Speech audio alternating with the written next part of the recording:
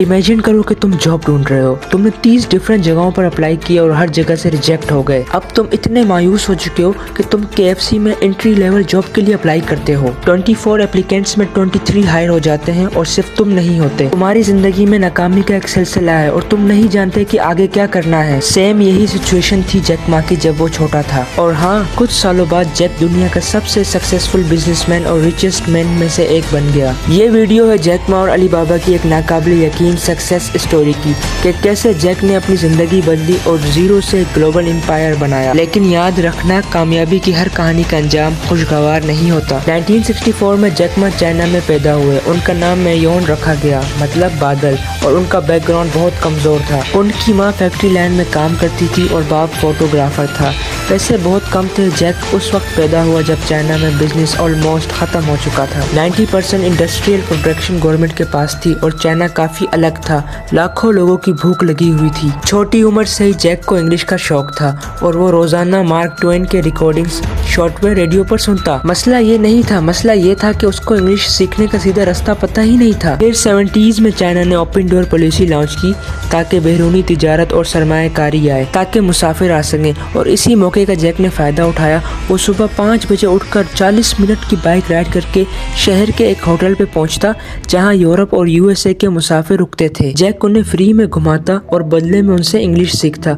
और ये routine Jack ने 9 साल तक फॉलो किया, फिर चाहे बारिश हो या बर्फबारी। और इन्हीं में से एक मुसाफिर ने जैक को इंग्लिश नाम रखने का मशवरा दिया, जैक मा, और तब से जैक मा के नाम से जाना गया। लेकिन जैक को पैसे कमाने थे और जॉब का मिलना बहुत मुश्किल था। उसने 30 जगह अप्लाई किया लेकिन रिजेक्ट हो गया। KFC में अप्लाई किया, 24 लोगों ने दरख्वास्त दी थी, 23 लोगों को रख लिया गया और जैक को रिजेक्ट कर दिया गया। जैक की जिंदगी नाकामियों का एक सिलसिला बन चुकी थी। प्राइमरी स्कूल में 2 मरतबा फेल, मिडिल स्कूल के एग्जाम में 3 मरतबा फेल, यूनिवर्सिटी के दाखिला के एग्जाम में बार फेल, लेकिन कभी हार नहीं मानी।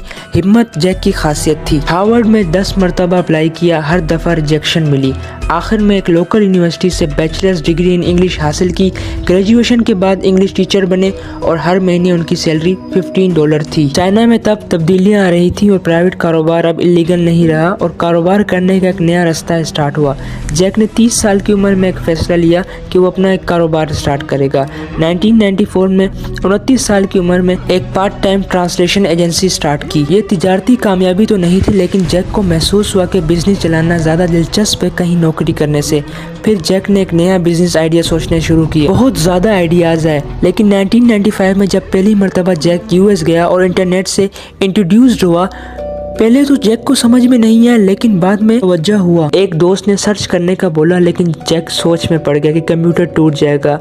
लेकिन फिर पहला वर्ड टाइप किया और सर्च इंजन ने वर्ल्ड वाइड से रिजल्ट दिखाना शुरू किए। चाइना 1 अरब लोगों का मुल्क, लेकिन तब इंटरनेट पर ऑलमोस्ट 0 था। और ये लम्हा जैक के दिमाग में ख्याल आया, चाइना की कंपनीज के लिए ग्लोबल इंटरनेट एक बहुत बड़ा मौका था। चाइना वापस आने के बाद जैक और जैक के दोस्त ने एक सिंपल वेबसाइट बनाई जिसमें चाइनीज बिजनेस इंफॉर्मेशन थी। पहली 5 ईमेल्स आने के बाद जैक ने ग्रेट बोला, लेकिन ये ईमेल्स क्या थी कुछ पता नहीं था। ये वेबसाइट प्रूफ था कि ग्लोबल बायर्स चाइनीज मैन्युफैक्चरर से कनेक्ट होना चाहते हैं। जैक ने टीचिंग की जॉब को छोड़ दिया और full time business China pages पर स्टार्ट किया। Chinese pages basically online yellow pages थे ताकि Chinese companies international customer attract कर सके। कंपनीज इंटरनेट समझती नहीं थी और कैश खत्म हो जाता था। राइवल ने आइडिया कॉपी किया और जैक बिजनेस से एक स्टेप बैक लिया और गवर्नमेंट जॉब ज्वाइन की ताकि जिंदा रह सके। 1999 में 17 फ्रेंड्स ऑफ अपार्टमेंट में बुलाया, पुरजोश स्पीच दी इंटरनेट और ई-कॉमर्स मार्केट प्लेस के बारे में। चाइनीज मैन्युफैक्चरर्स को बायर से कनेक्ट होने का एक प्लेटफॉर्म दिया। दोस्त ने एक छोटी सी इन्वेस्टमेंट दी और अलीबाबा स्टार्ट हुआ।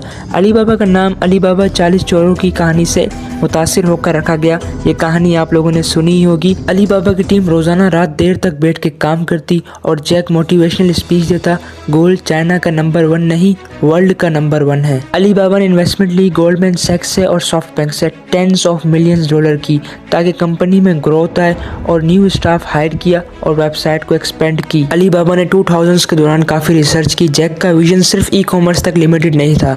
उसने cloud computing, online payments, digital entertainment और फाइनेंस के शूबे में भी अपना नाम बनाया। अंट ग्रुप उनका फिनटेक आर्म था जो अलीबाबा की पेमेंट और लीडिंग सर्विस को हैंडल करता।